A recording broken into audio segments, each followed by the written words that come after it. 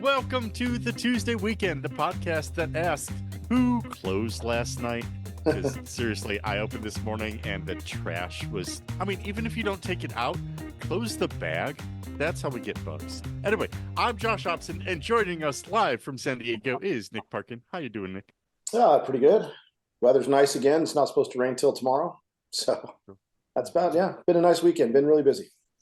We started with some very slushy snow in the morning, and then by the afternoon it had warmed up enough that all of that was gone.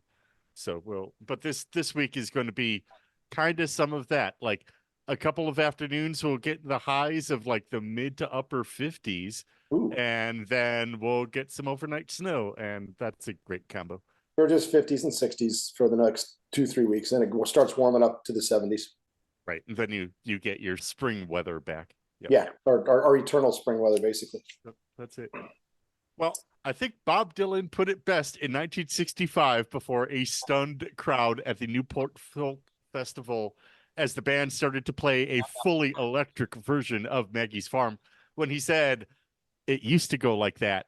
Now it goes like this." That's right. This week, we are looking at changes in the restaurant industry. Since both Nick and I have multiple decades of experience in the restaurant world, we thought we would spend a little time today on things that have changed in restaurants in the last couple of decades. So we're going to look at everything from attitudes about who should be doing which job to chopped parsley around the room of the plate. And thank goodness. The best part of that chopped parsley was always because you carry it like that, you set it down, and then you have the thumbprint left on the rim. Yeah. But we're talking about change, and because it's kind of a catch-all for a lot of the other stuff behind it, but attitudes. A lot of attitudes have changed in the last 20 years, and we could be more specific because some of the attitudes are within the kitchen, within the house. Some of them are a difference in how people behave when they are in a restaurant. But let's start with the one that my wife Dee likes to complain about the most. There's an age difference between us. I'm definitely a Gen Xer. She's a millennial, whatever. But she definitely feels my generation and above still has that attitude of, if I had to suffer through it, so do you.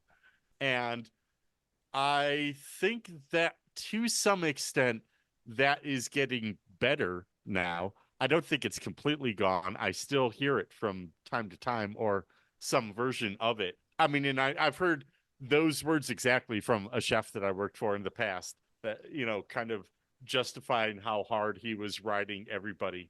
But I don't think that's necessary. I've never been on that pitch. Not once, not ever. When I first started, I'd never worked in a restaurant before, so I was going through training, and they asked me to do some outlandish stuff, but later on that outlandish stuff proved to be stuff I needed to know how to do. But moving forward, I've been a trainer in most of the places I've worked, and my training stuff was just straight out. This is the prices. This is how we do this. This is our steps of service, whether it's serving or bartending. This is how we do everything here. You are working here now. I do not want to hear about your other job, but I'm not going to make you do this stupid thing or this stupid thing because some bartenders before me made me do this stupid thing or this stupid thing.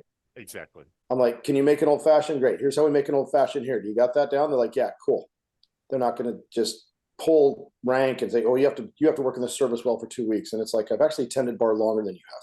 So, exactly. I had to do that for 2 weeks, so you have to do that. And yeah, I hated working with people who would always do that, but that was never me. I never did that. Part of my job when I was a sous chef at the ski resort was arguing for raises for my staff because the turnover there was ridiculous. So if I can, kick my favorite cooks 50 cents to try to keep them another season, I think that's worth the investment. But part of the resistance I got to that, surprisingly, wasn't actually from the upper management. It was from my immediate boss because, I wasn't making $13 an hour when I had that job. That's the same people who are like, well, why is this grill cook making as much as a paramedic? And I'm like, because the paramedic's woefully underpaid. Absolutely. Grill cook isn't overpaid. The Nope. paramedics paid way too less for what they do. Right. I mean, that argument of like, or why are we paying this person this much to do that? Back when I was a kid, like, oh yeah, 40 years ago, back when say burgers were 50 cents, not $6. When you could pay for a college tuition on the strength of your summer job, Yeah. not on. I am 46 and last year I retired my student debt. So thank you very much, completely fucked up educational system we have in this country. Like, I paid my way through as I went, but that meant that I was working pretty much every night. Yeah. Like, so I'm trying to find time to study. That wasn't so fun.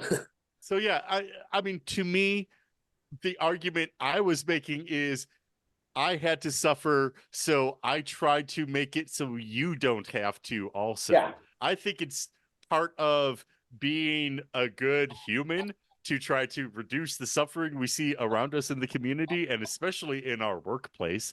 I mean, I get we all have to go to work and work is going to be work, but if there are some things that I could do to make that work more palatable, and first off, like right on the top of the list is pay you something where you can have just this one job and actually successfully pay for a decent living.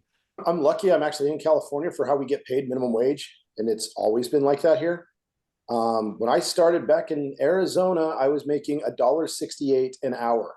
That's how much. And then 10 years later, I was making $2.13 an hour, and then living entirely on the tips. Because most states, and some are starting to go back into like paying everybody minimum wage, which is nice, but most states do this. They call it a seasonal wage. It's because like, hey, Utah has winter, Utah has summer, et cetera. I mean, every state just claims they've got a seasonal wage. It's called a restaurant credit in political parlance. Ironically enough, Biden was told by his advisors not to get rid of that because he did run on a thing where he said he was going to get rid of the restaurant credit, which is where, let's say your state's minimum wage is $10 an hour, they pay you $2 an hour and figure you'll make the other $8 in tips. That's why they pay you that. And he was going to get rid of that where they actually just had to pay him the $10 an hour. Everybody needs to at least the 750. Yeah.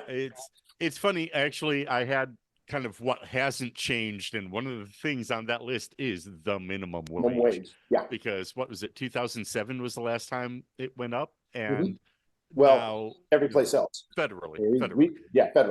But yeah, but even then the minimum wage in just inexpensive states to live in is not enough. And I was actually looking a little bit in the preparation for this one at rates of how much people are eating out now compared to the 80s and 90s. And it does seem like people are eat out more. It is actually a smaller percentage of a typical family's budget that is being spent today on going out to eat than it was 20 years ago. There's so many variables on that too. I mean, I can order anything now. I want a lobster thermidor. I can have a lobster thermidor here in about an hour. I mean, and that means I don't have to go out, go drive, go park, wait for a table. I can just have that same thing here, as well as the cooking shows where people really start cooking, especially during COVID and stuff. Absolutely. But like all these, I mean, you used to have like the couple of shows on regular TV. Now we have the cooking channel. You can watch that and just learn how to cook stuff. Not to mention any recipe you can imagine. Pop it into YouTube, and there are 3,000 different videos of how to do it. Try to find mine. Yeah, it's so much more accessible to be able to just get food or make food at home than it was. And I will also say, as somebody who both loves to eat and to cook, I am all about that. Like, you should be making little masterpieces for yourselves at home. Why not? I think that's a not just a valuable pursuit, but a good use of your time. It's like a buddy of mine tonight. We're at a seafood place. They're having the chowder, and his wife has never had chowder before. I know, but he's just going like, we need to make this. He's like, but we need to do it with like and I'm like, gnocchi. And he's like, yeah, we need to do it with gnocchi. And I'm like, instead of putting potatoes in chowder, putting gnocchi in chowder. That sounds interesting. Sure. But that's just, he doesn't really cook much. He's like, I think that'd be really cool to try or see what that tastes like. Yep. I love that. Yep. I was like, hey, I want to try this at home, but I want to do this with it instead. And Well, one of the other points that I was going to make is the overall quality of cuisine has gotten better, Much just better. across the board.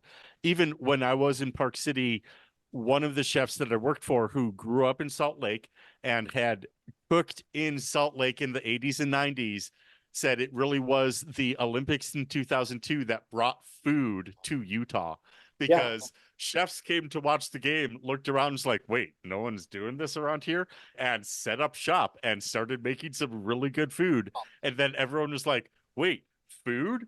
Food can be delicious. Yeah. No, I worked at one of the granddaddy restaurants during the Olympics, the Oyster Bar, Mhm. and they'd already been there for 20 years, and they were one of the spots in town. Sure. And it was just a seafood place. It was a good seafood place. This is also back before you cooked the fish too much, but you had some really good sauces. But we also had, like, raw bar, we had crab legs, we had lobster, we had oysters. And I mean, it was a pretty cool place. But yeah, after the Olympics, I'm like, within a year, there was about 30 really cool places all of a sudden, like a food that hadn't been there before, and cuisine no one had had before. And it was super cool how that all started coming about. I mean, then you're 100% right on that. There were so many just same restaurants in Utah the whole time, and then we actually got food. Well, okay, let's take a break here. And when we get back, I want to talk about chain restaurants. And the one that just popped into my head is Howard Johnson's. And so we're going to talk about Howard Johnson's for a second. So, as long as I get to sit right down to the orange roof on Howard Johnson's outhouse. yeah, we will be right back.